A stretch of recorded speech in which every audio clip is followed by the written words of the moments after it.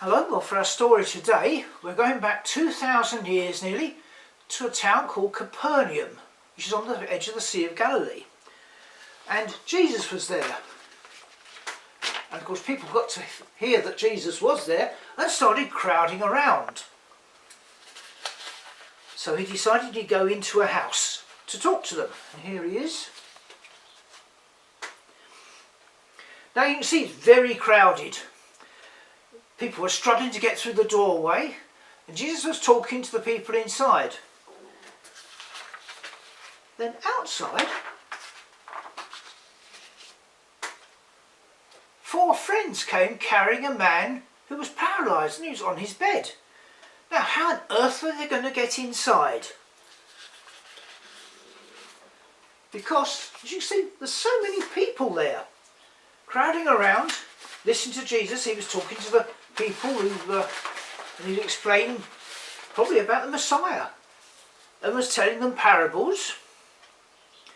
And suddenly there was a great noise from above, and the ceiling starts coming down. Now what had happened was that the 4 friends had carried their man on his paralysed bed up onto the roof. Now, just in case you think, how on earth did they do that? Here's what a house would have looked like in those days. There's the front door. But round the back, there's some steps that go up onto the roof. It's where they used to dry their clothes and dry the corn, ready for beating it out. And so it was easy to get up there. Well, sort of easy, 4 people trying to carry a bed up anyway.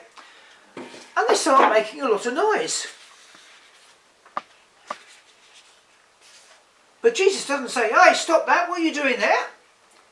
He lets them carry on. And before you know where it is,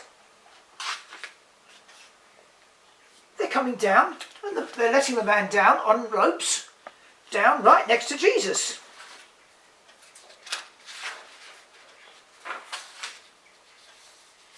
Until he's right down on the ground.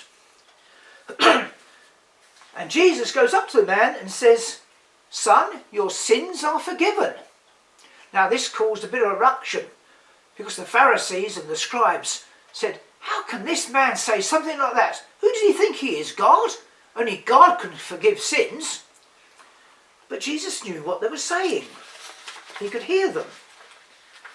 So here he is with the man. And here right now are all shocked, these religious leaders.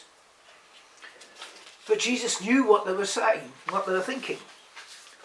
And so he said to them, "Is it easier for me to say your sins are forgiven, or for you to get up and walk?" Well, they looked quite puzzled at this. What on earth does he mean?